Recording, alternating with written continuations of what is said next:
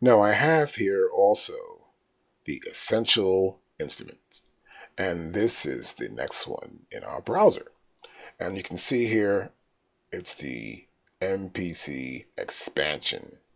So we have programs and we have samples in here. Some of the samples appear right here, right? I could just look at these samples, a lot of samples in there. You see there's a bunch of samples,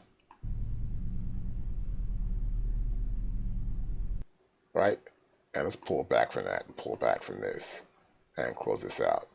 These are a lot of samples, but actually what we've got here, as you can see in the programs, we got bass, brass, keyboards, lead, pad, effects there, string, and synth.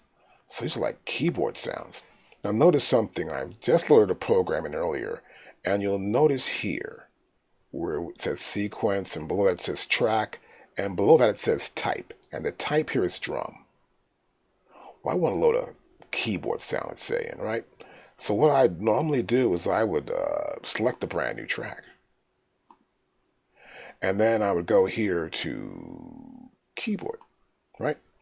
And now you'll see a keyboard appear here. Rather than seeing that list of names for each pad, we see this keyboard. And what happened was it threw out that sound I put here in bank B. And it's a brand new. I slide along here, nothing's there at all, right? Okay, great. So what I want to do next is I want to load in something. I want to try and find maybe some keys. Now watch this. I just tapped on that program and the program played back, which is great. So it's auditioning those sounds with a little file. That one too. That's for a synth. Okay, so we can audition sounds. Now let's say I want to load something up. Let's go up here. Let's try a bass. We'll go to a bass here. And what do we want to load? Let's look at this bass here. They've got some bass. Well, here we go. We got a Dr. Dre bass right there, right? And let's load that up. I'll double click that. It loads up. But it's not really a drum. It's a keyboard. And there it is. Bass.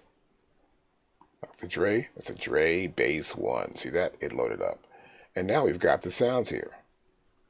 And I'll start with D actually.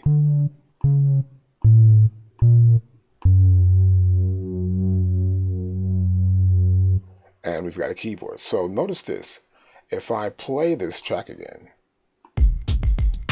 the first track is going to be the beat. Go back to A, it's right there, right? And my next track is going to be my key group with the Dre bass. And I can play that.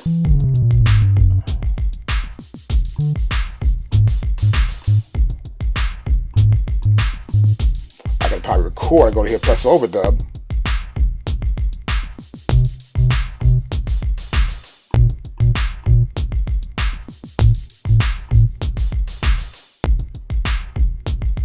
And press stop. So we can record this onto its own separate track.